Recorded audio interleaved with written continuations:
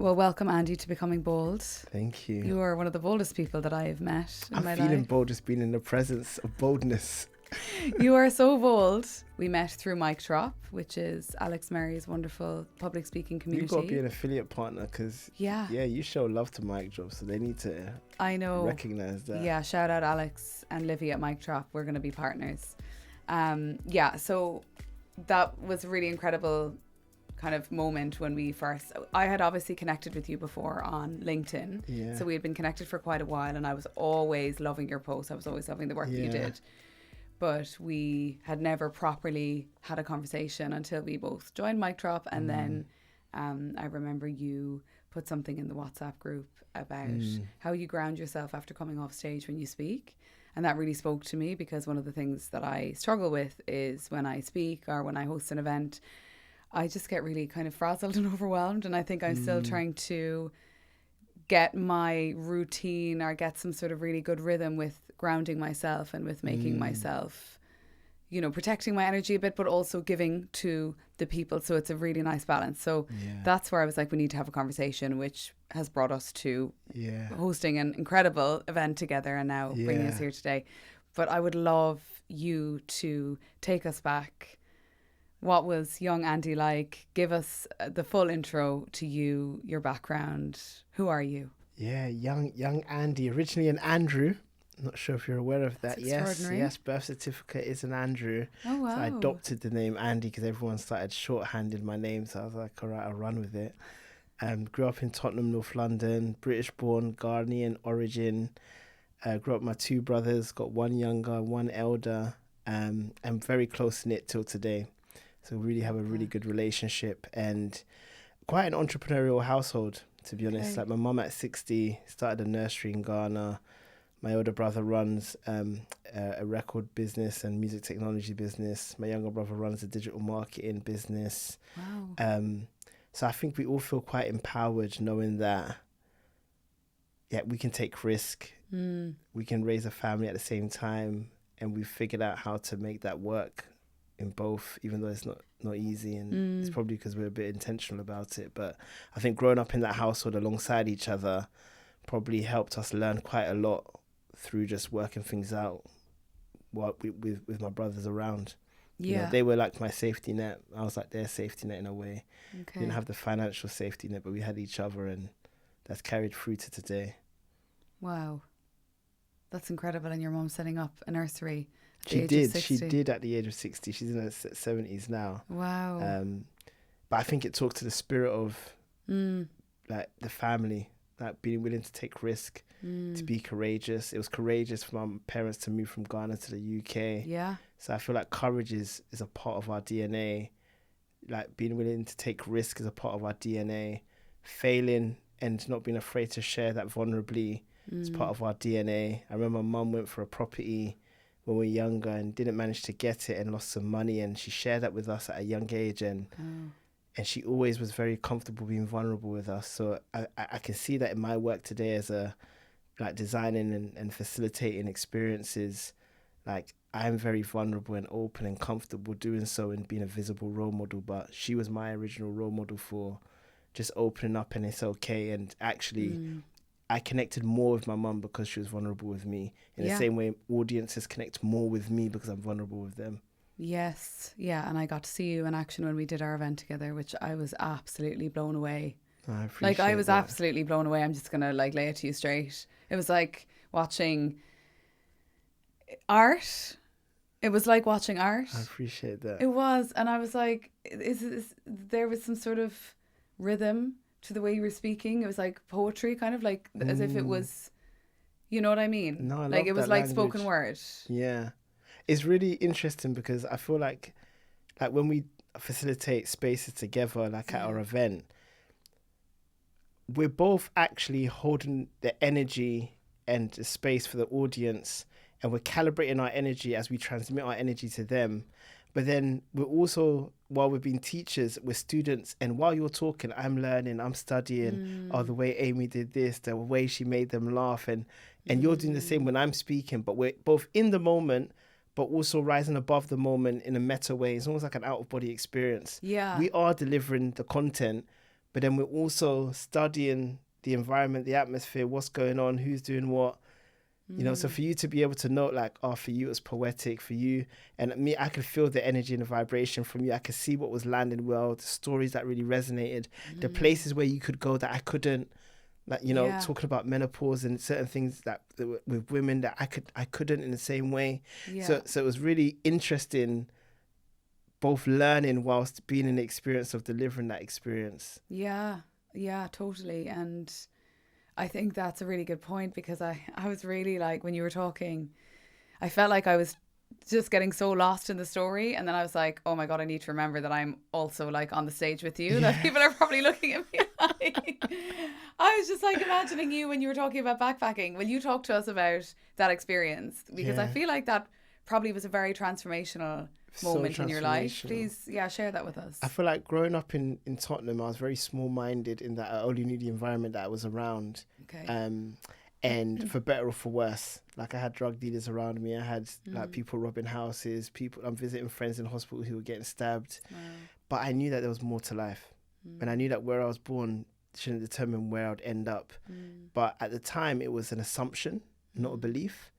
Backpacking transformed that assumption into a belief, because I got to see the wider world and life outside of Tottenham. And I went to Latin America initially for 3 months.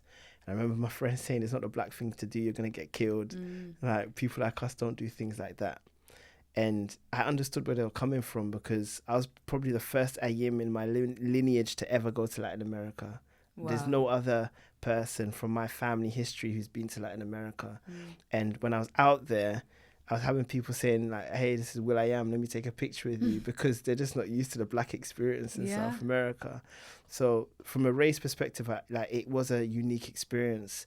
But it helped me really connect with people from different cultures. And it made me realize that we have more in common as humanity than what separates us. And it was important for me to experience that rather than just read that. And that's what traveling enabled me to do. And it also enabled me to realize that I know how to connect with people from different backgrounds, and that's actually a skill. Yeah. And I undervalued that skill when I was doing it in Tottenham with my friends that are from Somalia and Turkey and Philippines and Bangladesh. But I valued it when I went out there, because it solidified it. I'm like, if I can do that all the way out there, I can bring that all the way home. I just didn't know what that meant in terms of career. And I feel like at that age, of the pressure of, you've studied all these years, you finished university, what are you going to become? Yeah. What career are you going to get into? And it probably took me off the course that I should have been on to discover and wonder and figure it out, which is probably the exact path that I should be on to get to this point now of where I feel like I'm working on purpose. I'm still discovering, but I'm definitely at the sweet spot of doing what I believe I'm here to be doing in terms of service. Yeah. It's just so interesting that, like, you went on the road less traveled, let's call it. Yeah, which you did as well. I realized that you traveled, and that was a path of discovery for you. And there's something in traveling and being alone with your thoughts and processing that leads to just such growth. 100%. And I actually think if I didn't travel, the first place I went was Australia, which is a very Irish thing to do. I went to Melbourne. One of my friends was living there. And it was so terrifying, but it kind of unleashed something in me, which then turned out to be that I became this person that just moved around a lot and travelled. And it was all those experiences that gave me the bravery that I have now. Made you bold. Yeah, it literally made me bold. And I think I need to talk about this a bit more, because it really, when you were talking about it, about your backpacking experience, I was like, I bet you that really, like, kind of armed you with some of the resilience and some of the fearlessness that you have now about all of the amazing things that you're doing. Do you know what it taught me, Amy, as well? It taught me how to be still. Like, there would be certain times I'll be in nature and there's no TV, there's no signal. We just have to talk and just listen to the environment and just be still and just be quiet. So being alone with your thoughts, you learn how to process your thoughts and you start thinking about thinking. And you realize that there's so much clutter and distraction in our day-to-day existence in major cities like in London at work, that there's a deficit and not enough quality thinking. Yeah. You know, so there's some skills that I call them like timeless skills, like decision making and critical thinking and problem solving Okay. And I started to hone in on thinking about these kind of things and what are my strengths and what are my values and how would I write that down and what am I experiencing out here and what does it mean for me and why am I here and what did that mean? And I started asking those questions because I had space to explore. Yeah. Whereas when you're in these busy jobs in these busy cities, in the absence of space to explore, you're just back to back and not making the best decisions for yourself, and you're just existing rather than living. You're existing and you're sleepwalking. Yeah, You're sleepwalking through your life. So that's really interesting that you said that, the time to think, because somebody said that to me recently. A few months ago, it was one of my friends, Alex. We went away together and I was like, oh, I just feel like my head is so full, and it was so good. We met up in Mallorca and like we didn't spend the whole trip together, but like we had a lot of time on our own as well. And I had spent 3 days on my own before she came over. And she just said, you have to give yourself more white space. Mm-hmm. And I hadn't really thought about that before as a concept. And I realised then looking back that the amount of white space I had given myself through travelling. And as you said, it gives you time to think and think about your thoughts and think about the things that are like, because you basically pulling yourself out of your life. Yeah. You're looking at your life then with a bird's eye view, Yeah. objectively, because you're in another country and you're away and you're just in a new environment. So you're able to see things a little bit more clearly. Yeah. And I remember feeling that so intensely whenever I would go on a solo trip. And the first day I always found, I don't know if you can relate to this, the first day is really uncomfortable. Yeah. Because you're fully alone and you're like, Scary. wow, it's what scary. am I doing? All of the fears. Yeah. What choice have I made? The end of the trip, how do you feel? Oh my God, just like so ready to embrace my life. Best thing I did. What a great decision. And so inspired and like energized and relaxed and just with a whole new kind of creative lens or something. So, but isn't that a lesson in facing our fears, right? And I always say to entrepreneurs, but the first is always the worst. Your first version of your product's the worst. The first day backpacking is the worst. But you got to get out the way and you've got to get through the first to experience the rest. you have to go through it to get to it. Oh, I love that. Yeah, I can't say that I came up with that. I found it somewhere, I don't know where, but Listen, I loved you found it and you brought it here. I brought it here. Well, let's just say I coined it. I was going to ask An Amyism. An Amyism, yeah. We have the Andyisms and the Amyisms. So from your backpacking experience, where did you go from there? So I came back from backpacking and I joined EY as a management consultant. That was my first professional job. And I would never have got that job if it wasn't for my late mentor, Francis Mainoo, who introduced me to a few people that worked at EY and answered all my stupid questions. What does audit do? What does M&A stand for? Why are there so much acronyms? Why is this financial jargon? What does an accountant do again? All those things that would be embarrassing, or I felt like I couldn't ask. I didn't have anyone with a safe space, or I had people around me that didn't have the knowledge. My dad was a minicab driver. My mum was a nursery nurse. So he became that person that would answer these questions for me, then give me access to his network. And I was so privileged to have him. And the type of person I am is, one of my transferable skills is, when you tell me stories, I can codify from your story what I need to do based on what you've told me. I don't need to go through that experience to learn from what you've shared with me. And that's always been a blessing in how I think. Yeah. So when I spoke to the people that he introduced me to, from the questions that I asked and the answers that they gave, I knew exactly what I needed to do in the interview and the assessment center to pass. Yeah. Then as soon as I got into that environment, I'm obviously a minority in that environment. Yeah. I felt like I had a stone in my shoe. It really irritated me. And that feeling was because I had so many friends and brethren in ends from Tottenham who could absolutely get coached to do this job. The job wasn't that's difficult as people make it out, management consulting, but they would never get in. They would never pass that assault course of an assessment center. They would never get a look in. And that frustrated me. It annoyed me because it made it feel like the game is rigged and these rules are biased and only leading towards certain types of people when so many people could be trained to do this job. 100%. Until today, that's still a problem. Creating access to opportunities and pathways into the careers is still a problem today. And people have this limiting belief that it's about intelligence. I've been in the environment. It's not about intelligence. It's about, can I be coached and trained to learn fast? Can I learn how to use Excel? Can I learn how to use PowerPoint? Can I learn about stakeholder management? Can I learn how to manage a client relationship? Can I learn how to sell work? It can all be taught. It can all be taught. It can all be taught. And so many people have the mindset to learn these things. Yeah, especially people, sorry to interrupt you, especially people who really want it, who otherwise might not be given the opportunity. Yeah. That's what I think businesses don't understand. Yeah. If you give someone from the ends an opportunity, like, you're going to have an extremely loyal person, and you're going to have someone who, like, is just so unbelievably feeling so grateful to be there, and they're going to do everything they can. But you know what I also realized along my way is that the corporate influence is your first manager. Your first manager can make that experience hell for you and feel like you don't want to be there and you leave. Or your first manager can make it amazing and help you combat your limiting beliefs and tell you that even though there isn't any black partners here, you can absolutely have the talent to go all the way in this business. And even if you're the first, I want to back you and support you all the way. They can install that feeling in you. Yeah. But they can also destroy that feeling in you. So whoever becomes your first manager becomes your experience. Yeah. And that's the problem with these companies. It's a lottery. Depending on what team I join, depends on my experience. Yeah.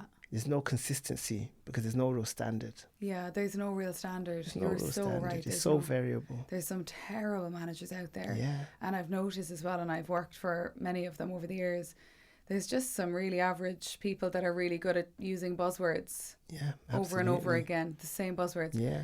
And if you think about the route to management quickly. Yeah. I could be a really good junior accountant. Yeah. And then I've become a more senior accountant. And then because I was good as an individual contributor doing accounting, you've then promoted me to management because that's the next rung up. Yeah. But I've not shown you that I'm great at empowering people or inspiring people or supporting people or creating the conditions so someone belongs. Yeah. So you're promoting me just because you want to keep me in this organization doing accounting. Yeah. And then I inherit people management. So of course I'm not set up for success. And of course I'm not necessarily even the right person that should be managing someone. That happens across every industry, every type of company. Yeah. And the other thing that happens as well with that is if you become pally with your manager because you go to the pub with them or you play golf with them, and what if you don't drink, or what if you have to go home because you have kids? Exactly. It's just so, like, I can't believe that we're still living like this, basically. Yeah. Something really extraordinary has just happened. I also knew Francis Mainoo. No way. Yeah. How? So he was a candidate of mine and a client when I started at my first job in London. Were you at Ambition? Yeah. He was on their podcast. Yeah. Such a small world. He was like a mentor to me as well. He was amazing. Such a small world. Yeah. And like I knew all about his family. It's so weird because earlier last summer I hadn't spoken to him in ages. He sent me a message on LinkedIn saying we should catch up. I see you're back in London. And yeah, it's so sad. So sad. But like, he was one of the rare few people. I just can't believe that you said Francis Mainoo. I mean, he was such a significant part of my early career. And likewise, we just like so often caught up, and he was so helpful. The first event I ever ran in my entire life, Francis was my speaker. Wow. And he did it for free because he wanted to support me. Look at this, Amy. And look how we've never explored this before. And I've known him I knew him for 20 years. And I was at his 2-year memorial last week or 2 weeks ago. And we've never explored this topic. And we didn't even know this common ground existed between us. And that he was like mentoring kind of both of us. Yeah. And I've introduced him to other mentees over time. Like, it's incredible. That is so wild. And like, I do feel like someone like him in my early career, because I had this idea I wanted to do a roundtable. I was super junior. I had never done something like this before. And I was like, maybe Francis will just come in and, the company will give me money to host a breakfast that I was working for. And Francis will totally, I bet you if I ask him, he'll speak. And he was an amazing speaker. And so he just really came and helped me pull it off, and he didn't expect any payment. And because I didn't have any, I didn't have the budget at the time, the company wouldn't give it. They were like, we'll cover the breakfast and get him to come in and speak. And he was probably like a big part, because that was the hardest one. It was the first one. Yeah, and it gives you the confidence, the self-esteem, the belief to keep going. And I want everyone listening to this to also realize that, like, how do you want people to speak about you? Look how we're speaking about him so fondly. Look at the legacy and the imprint he left on our lives. And we should all be thinking about, like, what impression am I leaving on the lives of others? Yeah. How would they speak about me when I'm not in the room? Yeah. It's so important. It's so important. And it's just so interesting how like we kind of came across each other through a completely different channel. London has 11 million people, I think, at the moment. This is wild stuff. Like, this is just wild stuff. And that is exactly it. Like, And you had that at our event. Remember when a yeah, certain gentleman also knew your friend who sadly passed away, and he happened to be in the yes. same room. You happened to mention a story, and he happened to let you know that I knew her too. Yeah, What are the yeah. odds of that? That was also absolutely wild. Yeah. That was wild. So there's It's so just much out stuff of our like control that. that's just... There's things that are working in the background. There's always things, and like, I don't know, I have a complicated relationship with God or We've whoever's spoken out about there. that, yeah. But I'm definitely spiritual. I definitely believe in a God. I believe my God that I believe in doesn't have human characteristics, I don't think. I'm on a bit of a journey with that, but 100% there's something at play that is Yeah, greater than us, which that's is why great. we're even in this room, why we're having this conversation about Francis. And when you said it, I was like having an out of body experience, because I'm like, how is this actually happening? I love that. But just to your point, like, it's legacy. Yeah. And I think so many of us are distracted by the wrong things and the wrong successes and the wrong, back in my Catholic upbringing, it was like the wrong type of God, which is money and, greed and all these things that we're just focusing on. And people aren't thinking about, like, what impact am I making on the world, and how, we're living in a world where we're all so divided. And I just wish that more people thought about, how am I contributing? Alexandra mentioned it at the event, acting in service of others, generosity of spirit. Like, yeah. And I want to say something, because it can sound overwhelming. Yeah. Oh my gosh, it's such a heavy topic. Yeah. So I want to, it really doesn't have to be as complex as people think. I think just focusing on the people around you. Yeah. How am I being helpful? What kind of feedback do I keep hearing from my family members, my friends, ex-colleagues? I think if you pay attention, you'll be surprised what you keep hearing. Yeah. Like, you're so thoughtful. Yeah. It's good to know that you're a thoughtful person. Yeah. Being thoughtful is a skill. Do you value that skill? Do you know what thoughtfulness can do in this world? Like, I think there's small breadcrumbs that we don't notice because we're thinking too big around, oh my gosh, how can I be in service to the world or to 60,000 people? No, just the people around you. Just start where you are. Yeah, absolutely. And you're right, even and in a working capacity, I think as well. Like, how can I nudge the people that are a bit more junior to me? How can I be an inspiration to them? How can I make their path a little bit clearer or easier? And I think we all have a responsibility more than ever. We all have a responsibility to each other to pay it forward, to bring each other, especially people in positions of power and privilege. Absolutely. We have to bring people on the journey with us. Like, what is life if you're not supporting and helping other people along the way? Yeah. I wanted to ask you about purpose. We've spoken about this before. You were living a very purposeful life and a very intentional life. Can you share with me, like, how did you do that? What does purpose mean to you? Yeah. So for me, at the core of it, I always talk about this concept of love and light. And I believe that the two most significant times that we're born, and Mark Twain came up with this quote, is when we're born and when we discover why we were born. The reason that I use the framing of love and light is because love represents connecting with humanity. Okay. And light represents being in service to humanity. And let's just break down those two concepts. So why do we focus on connectedness first? Because until I feel connected to people, whether it's at work, whether it's at home, I won't feel like I belong. If I feel like I don't belong, then I feel like maybe I'm unworthy or not good enough, or I could feel like I am not valued. And if I feel that way, it's hard for me to perform my best, because how I feel impacts how I feel impacts how I perform.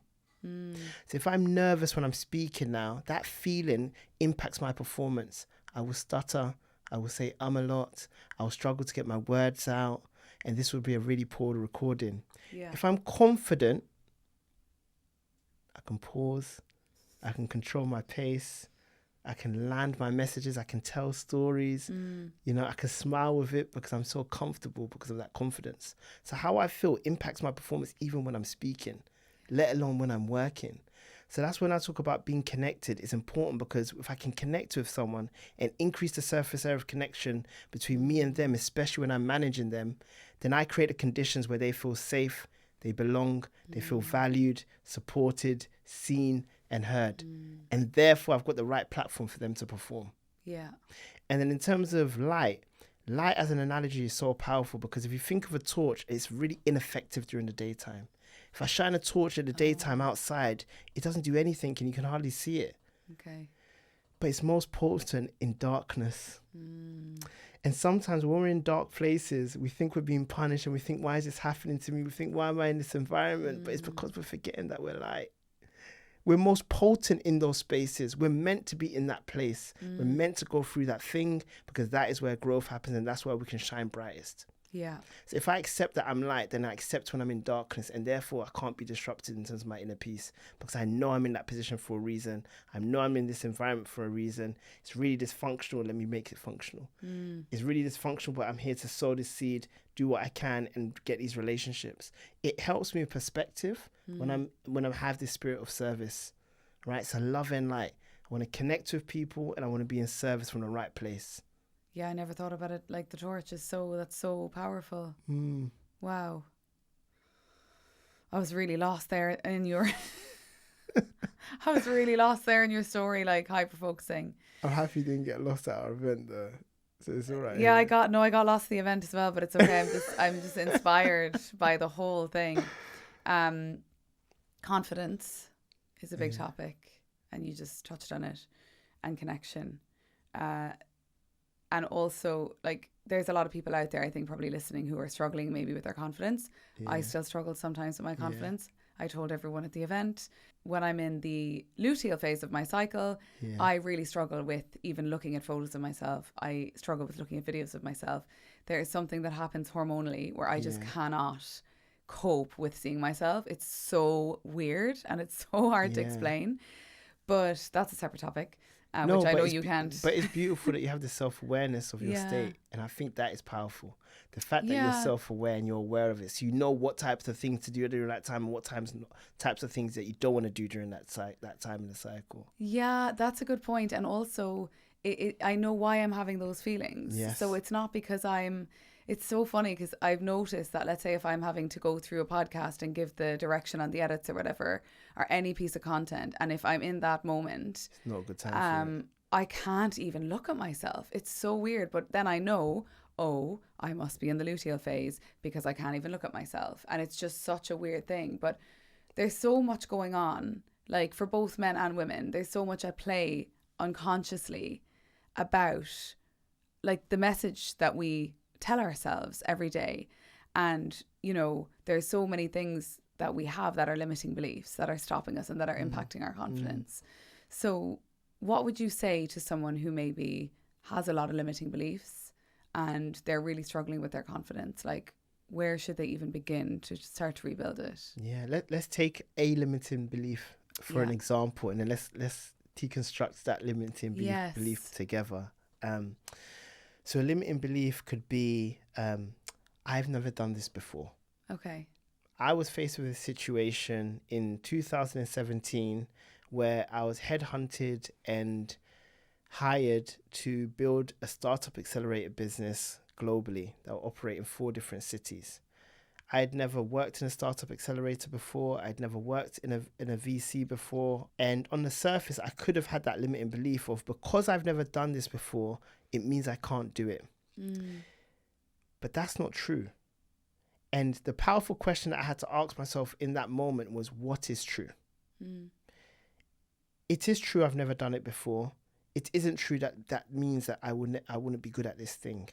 It is true that great people can do great things when doing it for the first time, because I have all of these examples, whether it's people in tech, such as like Mark Zuckerberg or the Calendly founder, Toby. Like, there's so many examples I could show you of people that have done great things when doing it for the first time. Yeah. So now I draw inspiration and energy and encouragement when I focus on that truth rather than that lie. It's a lie that because I haven't done it before, it means I can't do this job. But it's true that these examples did great things when they did it for the first time.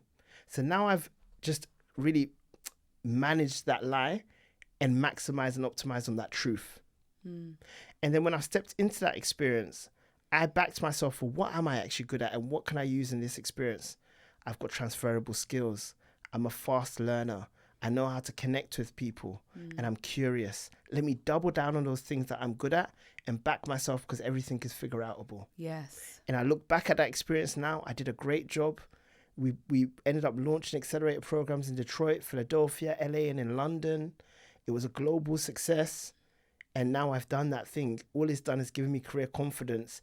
And now it's giving me evidence that whenever I have that limiting belief, and you haven't done that thing before. It's true, but I've had experiences in the past when I've done great things when doing it for the first time. So now instead of looking at those external examples, I can look within because I've done it. Yeah. Incredible. Also, the truth thing is something that some random woman that I met when I was about 18 or 19 told me this thinking process of like, Paul Brunson called it taking your thoughts to court. And I think I spoke about it at the event, but it's essentially, is this true? So if I have a limiting belief, and I was so lucky that woman just randomly said that to me one day. I was working in, my mum had a clothes shop at home, and I just met this amazing woman and I just loved her. I was like, I love your energy. And this is before I read any of the books that I read about, you know, higher self, spirituality, personal development, self-help books, whatever, that I got absolutely deep into after that. And she just started to get into my head about limiting beliefs. She was like, what are you most worried about right now? I can't even remember what I said, but she was like, wow. Is it going to happen though? And I was like, I don't know. Exactly. And I never thought about that before. And I said, like, maybe. And she said, is it true? Is it true that that's going to happen? And she just really went at me. And I was like, oh my God. And that changed my thinking forever. And I think there's just so much power in that, what you said. Yeah. Just like, I have, and you mentioned this, I call it the win bank, your tracker. Yeah. Tell us about the tracker. Yeah. So I'm a big believer in following your curiosity, because I think curiosity is tied to your inner compass. And I say inner compass and not map intentionally, because if I took away your phone, Amy, and I asked you to go and find like the local Sainsbury's, how do you find it? You have to speak to people. You have to try this left, maybe try that right. You have to start figuring it out. And I think our inner compass works in the same way. Curiosity doesn't lead you to say, oh, I'm going to achieve this objective or this goal. Yeah. But it leads you to take a step in the right direction of what you need to do in that time. So backpacking. The reason I went backpacking at 21 was because I was curious. And the reason I was curious was because when I did an internship, everyone was talking about their travels to Australia and to Asia. And I was jealous and envious. And envy sometimes isn't a sin, but it's a signal. And that signal was, Andy, you should go and experience that for yourself. Yeah. And I didn't know what it would lead to, but it led to me feeling more connected to myself, more connected to humanity. What else did it lead to? It led to this career in products management, which is all about empathizing with customers, which I'm used to because I've empathized through going on this backpacking trip. But I didn't know that trip was going to lead to these skills in work. And now what are you doing, Andy? You're facilitating human-centered leadership with all these leaders and entrepreneurs centered around this design thinking approach, which is centered around empathy, which is centered around storytelling and telling stories like when you went backpacking. I didn't know it was going to be used in all of these ways, but I didn't need to know that. All I needed to do is follow my curiosity and see where it would lead me to. It led me to connecting with Amy. It led me to doing an event with Amy. It led me to being on Amy's podcast. None of these were strategic goals or 5-year plans, or it was just following my curiosity. Yes. Then my tracker is my journal, and that helps me track where my curiosity has led me to. Okay. And that's where I'm really a bit detailed in saying, was this to do with like family? Was it spirituality? Was it work and business? Was it learning and knowledge? Was it friends and community? And then I track, actually, what was it? Was it a win? Was it a testimonial? Was it an action?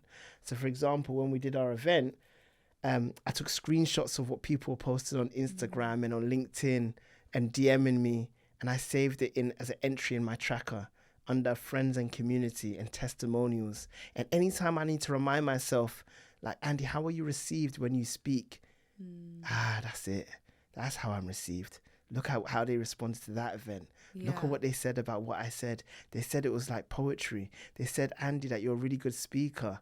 Now I've got my confidence and my self-belief back. Yeah. But if I rely on my memory and I don't have my journal, my memory's not that great. And I start turning to lies instead, which turn back into limiting beliefs. Yeah. So having that tracker helps me also combat those limiting beliefs, because the tracker is evidence and truth over time.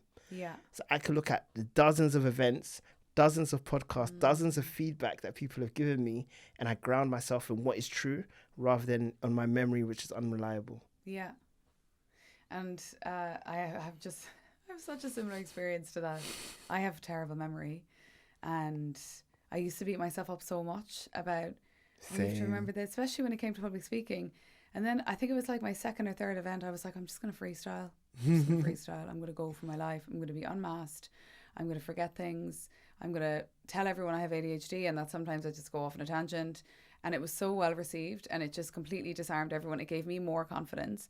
But when I used to be a recruiter and I would prep people, well, I just became the person that always like encouraged people to go in and ask for a high salary through talking about this type of thing, especially women and anyone from an underrepresented background. And I would always say, you know, make that win bank. My version of the tracker is a win bank. And I would say every time you go either to a final stage job, any sort of job interview, any sort of conversation about promotion, you read every single thing in that win bank before you go in there. Achievements, testimonials, feedback. Anytime someone has given you positive reinforcement or a positive comment about the work that you've done, read that, because exactly that, what it does is it kind of puts you in a position of like your higher self. Yeah. And I think there's so much to that, like putting you in the right frame of mind to be able to handle these things. Yeah.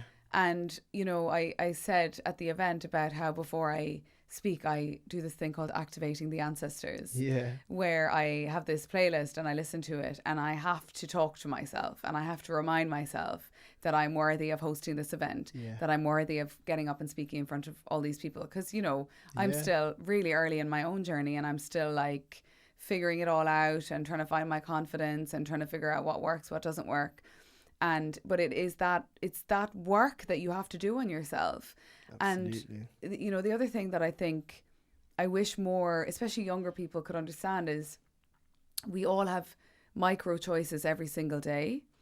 And those choices, tiny little things day to day, are either sending us on an upward trajectory or downward trajectory, those little things. And it was from a book that I read years ago called The Slight Edge. And it was it's the compound effect. Yeah. It's either that our choices are taking us to the life that we really want, which is what I'm assuming that we probably both did, are the choices that are taking me down, you know. And some of those choices are like taking drugs, you know, drinking loads of alcohol at the time. And I was wild in my 20s. I drank way too much alcohol. But, you know, I figured it out and I was like, this is not making me the person I want to be and the life I want to live. And I just cannot be the person I want to be and build the life I want to live if I'm going to be getting shit-faced every weekend with my work pals. I've got a question for you. Yeah. Am I allowed? Yeah, of course. A lot of the times, transformation in terms of like, I want a different life, I want to make different choices, they often come off the back of experiencing adversity. So, you know, I've spoken before about like losing my father along the way. You've spoken about losing your job. Do you think we have to go through those experiences of adversity to change, or do you think it's possible for people listening to this to feel like actually I can be inspired to change? I don't necessarily need to go through this adversity or this great experience in order to really turn my life around. What adversity does is it puts everything into perspective. And I think grief of someone that you love is the ultimate adversity, because it reminds you that we have one life and it can be gone within a second. Within 1 second, your life can be over. And for me, that's what happened, is that when I lost my friend Eunice, I just was like, Eunice and me were, you know, kindred spirits. It just put everything into perspective. And also, to be honest, I felt like I had this kind of, I felt like I had a duty to continue Eunice's legacy. Wow. So Eunice was very passionate about the stuff that we're passionate about, we care about. And that's probably why me and her connected so much at the beginning. And I'm like, someone has to kind of carry it as well now. And she's very much a part of the work that I do. She was a massive part of me setting up Bold. She's a massive inspiration in what I do. But, you know, I think that everyone goes through their own adversity. And yes, grief is a big one, but every single person out there, I would be so shocked to meet someone that hasn't gone through a really difficult thing. And their difficult thing that might seem insignificant to someone else to them, that is the biggest thing in their world. And it's all about perspective and the lens that they're looking at it through. So, you know, we all experience it. We all experience ups and downs with our mental health. I know that we do. And some people are aware of the fact that they do and some people are not. And I would just say, yeah, like, you don't need to really have a complete shit show. It kind of helps. But we all have choice, you know, to make these decisions. Do I want to spend my evenings getting baked and wrecking my brain? You know, no disrespect. And like, I used to be way more kind of like, yeah, whatever, you know. I never thankfully got very into recreational drugs. Thank God. It just wasn't really a thing in the town I grew up in at the time. But I see so many people just wasting their lives, vaping, smoking weed, getting, you know, like, I don't want to curse, but getting wild at the weekend. I used to get wild at the weekends drinking alcohol. Irish people love to get on it. You know, a lot of British people do too. But I really cut down in the last few years and it has been life-changing. And don't get me wrong, I still love a spicy margarita. But now I'm like, I want to get my 8 hours sleep. I purposely didn't drink at the event last night. I don't really drink at my events unless I'm like, I really just need a stiff drink to come down and have that. But we don't need those things. We don't need those vices. And I think if we can find other things to fill our cup, you know, it just like we're conditioned to have all these things that we think we need. Social media.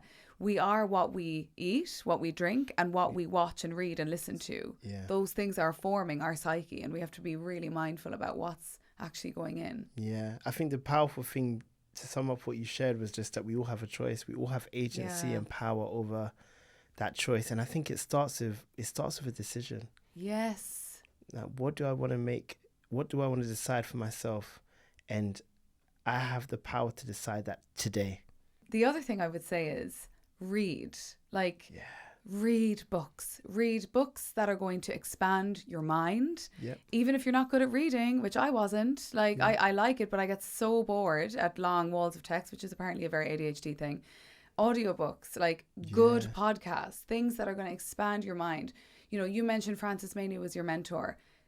Like, find mentors and find people that are doing the stuff that you aspire to be. If you're in a group of friends and they're dragging you down, I just think like, you know, like, and I've had digital mentors that I've never met, you know, and through the books that I've read. And like, there's one book that's transformative when I was backpacking called Is Your Genius at Work by Dick Richards. I've never met Dick Richards, the author, but he definitely mentored me through that book, and I've never forgotten it till today, and I've recommended it to tons of people. When Breath Becomes Air. There's so many books that I feel like I've learnt from and loved. And then like hundreds of podcasts that I've equally learned from and loved. So I love that, like, that continuous learning kind of like philosophy. But I say this to people as well when I'm trying to convince people, you know, I want you to become, if people want to become visible, build their personal brand, whatever that is, put themselves out there, become creators. You know, I say you are a vessel. We are all vessels. That was the single biggest thing that shifted me from the pressures on me to just come up with all these smart and interesting things. I'm like, I'm just telling you something that I read in a book. And I will, of course, you know, reference the person that I learnt it from. But I'm just regurgitating it in my own words. And you might really like it, but I'm like, we're all vessels and we can all be vessels for change. And I think just, continuous learning. And you're so right. We have a choice. Yeah, we can separate ourselves from the crowd. It's a choice. Yeah. You don't have to follow the crowd. Andy, thank you so much. That conversation flew. We're going to have to do a part 2. Yeah, I don't mind. I kind of knew that coming into this, to be honest. Where did that time go? Time flies when you're having fun, and we're always going to have fun together. Even without alcohol, we're still having fun. So that was the tip. That was the tip of the iceberg. It really was. But it's a good tip. Yeah. And hopefully there's enough curiosity that people want to learn a little bit more. So yeah. Well, thank you so much. much. We'll make it happen. Thank you for coming on. And I will maybe definitely next time in back. Cork. Yeah. Oh my God. Yeah. Oh my God. Yeah. Don't give me anything now to do impulsively. Sold. We're literally on like the next Ryanair flight to Cork with all our gang from the event. This has been an amazing conversation. I can't believe that we both were mentored by Francis Mainoo. So many things to discuss further. Beautiful thing to discover today. Keep spreading the love and the light. You are a wonderful human being. And keep being bold.